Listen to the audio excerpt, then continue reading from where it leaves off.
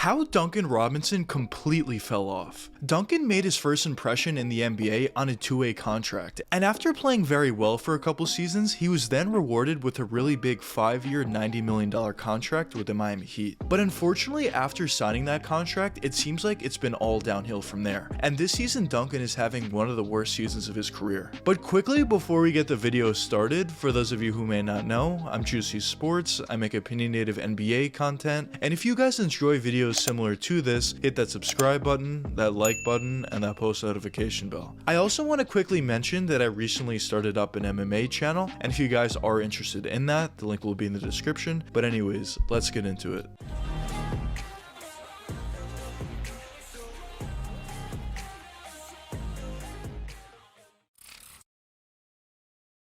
Originally, the story of Duncan Robinson was a very inspiring one. After being not highly touted whatsoever going into the 2018 draft, he did end up going undrafted. Now, eventually he did end up signing with the Miami Heat on a two-way contract, but the only reason that he was signed with the Miami Heat or really got an opportunity at all was due to his shooting. And I mentioned this in a lot of my videos, but literally every single team in the NBA always needs shooting. So if you're a player that has a skill set of Duncan, you're most likely gonna at the very least get an opportunity. But just because you got an opportunity, it doesn't necessarily mean you're going to play with the big league team. You might just be in the G League and get an opportunity there. But after signing that two-way contract, Duncan actually got an opportunity to play a couple games with the big league Miami Heat in his rookie season. And in his rookie year, he only played 15 games, but he averaged 3.3 points per game on 39% shooting from the field, 1.3 rebounds on 0.3 assists. Now, obviously those numbers aren't good whatsoever, but in his rookie season, he didn't get much of an opportunity. He was just a guy that was getting garbage time minutes, but at the end of the day, he was getting NBA experience, which was very important to him, and very important for any player's growth. But after that rookie season, Duncan did a great job at working extremely hard on his game, specifically on that three-point jump shot, and improving other aspects in relation to that. And during the 2019 season, all his hard work paid off, as he played 73 games that season, averaging 13.5 points per game on 47% shooting from the field, but more importantly, 44% shooting from three, 3.2 rebounds on 1.4 assists. Just incredible numbers and incredible growth from year 1 to year 2. And the great thing about Duncan was not only was he putting up really good numbers, but when you watched him out there, it was clear that he was a very valuable player. Because even besides scoring for himself, hitting that three-point jump shot at a very high rate, he was also just spreading the court out very effectively and giving a lot more room for other players to drive all the way to the basket and create for themselves. Because I also do mention this in a lot of my videos, but the reason why teams want more shooting on their team at all times is obviously A, they want the shooting ability, but B, having a shooter that's very efficient from out there really forces the defense to focus on him a little bit more and just gives more room for your other guys to create for themselves and drive all the way to the basket or finish in that mid-range area. So Duncan was really providing a lot by shooting that three-point jump shot at a very, very high rate. And during the 2020 season, he had another really good year, averaging 13 points per game on 44% shooting from the field, once again putting up a 40+% shooting percentage from three, 3.5 rebounds on 1.8 assists. And the great thing about Duncan was not only was he playing really good during the regular season, but he was also playing very, very good during the playoffs as well. And the fact that he was proving the ability to play really well during the playoffs was obviously very valuable, because now you have another guy that you can count on once it comes down to the playoffs, and he really showed more so than anything else that he wasn't afraid of the moment. He was able to hit big three-point jump shots in the clutch, he was able to hit big three-point jump shots in general in the playoffs, and overall a player like that isn't bothered by the moment or isn't fazed by the moment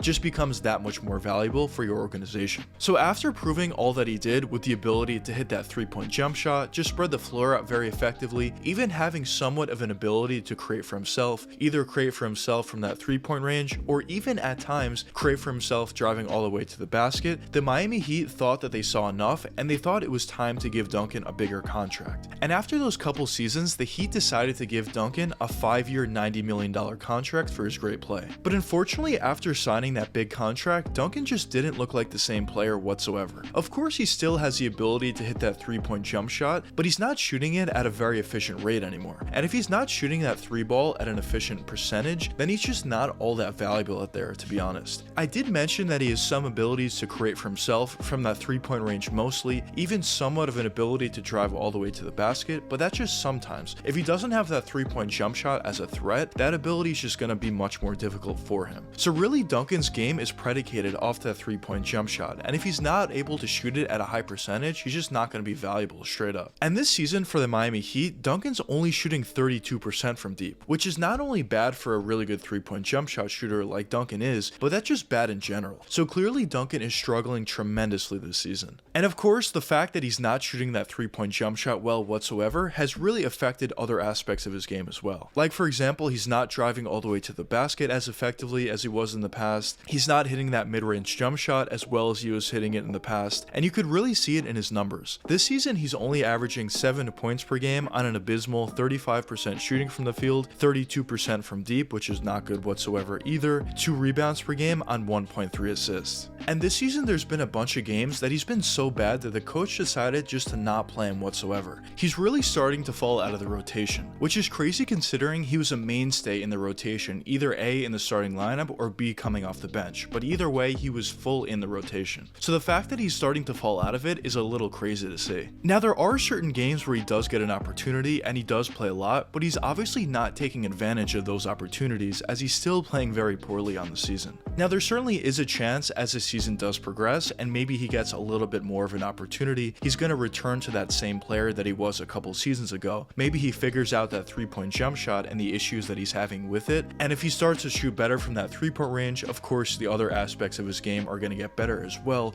and he's probably going to get that same opportunity once again. But at this point, that's a big if. Over the past couple seasons, it's not only this year, the past couple seasons, he hasn't played really all that well, to be honest. So it's certainly a concern at this point. And after the poor play over the past couple years for Duncan, Duncan's contract is widely considered as the worst contract currently in the NBA, which is certainly not something you want as A, an organization, but definitely not something you want B, as the player. So Duncan at this point is clearly in an interesting and a tough situation. But a question that some of you may be asking at this point is, does Duncan have the opportunity or the ability to turn his career around at this point? Well, in my opinion, I definitely think he has a capability. If you're able to have the type of shooting ability that he does have, and you were able to prove it over a couple seasons like he did during the regular season, during the year, during the playoffs as well, I think you proved to yourself, and I think you proved to NBA fans and NBA teams more importantly, that you have the capability to do that again. In my opinion, I think the biggest issue that's plaguing Duncan at this point is his confidence. I mentioned this in a lot of my videos, but confidence is one of the most important things for a player, especially when that player relies on their 3-point jump shot a ton like Duncan does. If you lose your confidence, it's going to be very difficult to keep up that great 3-point shooting percentage, because you're going to second guess taking certain 3-point jump shots that you normally would take, and if you start to second guess, you're probably going to miss some of those 3-point jump shots, as we've clearly seen Duncan miss this season. And when you also consider there's that added pressure after getting that really big contract, and the fact that most people consider it a terrible contract, there's just that much more pressure on your shoulders, and it makes it that much more difficult to perform well. So in my opinion, I definitely think Duncan has the capability to do so, but it's going to be very difficult. I think one thing that could really help him could honestly just be a change in scenery. Now it'd be very difficult to move that contract that he has, but if the Heat are somehow able to do it, I think Duncan could potentially thrive on another organization. Of course, he does have the ability to thrive with the Heat as well, I just think it would be much more difficult. But I guess we'll see what happens as time progresses, but I definitely think there is still hope for Duncan Robinson throughout the rest of his career. But anyways, let me know what you guys think in the comments. Do you think Duncan has the capability to return to his former self, or do you think he's basically done at this point? But anyways, I hope you guys enjoyed the video, and if you did enjoy, check one of these 2 videos popping up now, and until the next time, peace out guys.